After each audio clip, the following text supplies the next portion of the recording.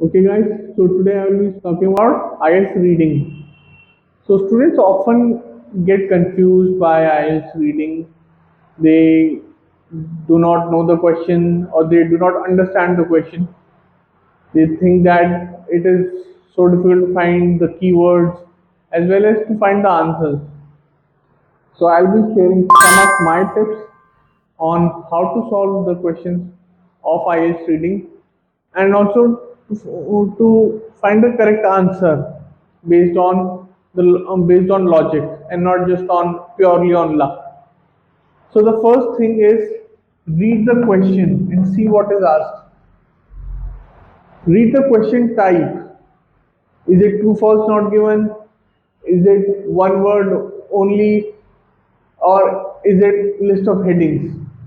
Try to read the question first and then try to find the answer. Don't just jump onto the paragraph and start reading it. Don't just try to understand the paragraph like and try to understand the deep meaning. You just have to skim the paragraph.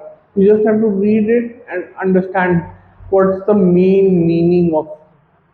So read the question first and see what is asked. Second is underline the keywords in the question. So what do I mean by underlining the keyword? Keywords are basically, so for example, let's say the question says in 2002 dash was found. Now the keyword here is 2002. So you jump straight up to and jump to the paragraph and try to find the word 2002 from there and then try to find the answer. Okay. The third is write synonyms. What are synonyms? Synonyms are basically other meanings of the question, of the word basic. So the synonym for let's say like. So the synonym for like is prefer. Something along those lines. So if the question says like and you find the word prefer, that means the same thing. Okay.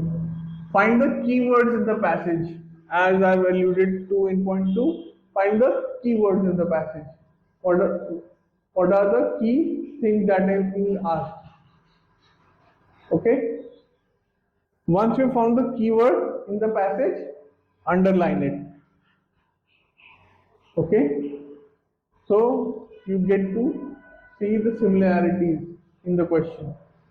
Now read the 2 or 3 lines above and below the keyword to find the answer.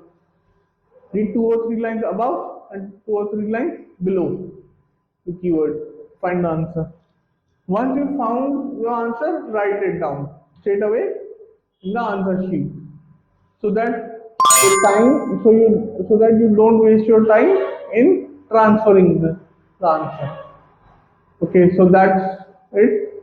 I'll post a sample reading, and we'll follow all these strategies. And please let me know how you did it or if you are finding any other difficulties. Thank you, and I'll see you in the next one. Bye. So if you like this video, please make sure to hit the like and subscribe button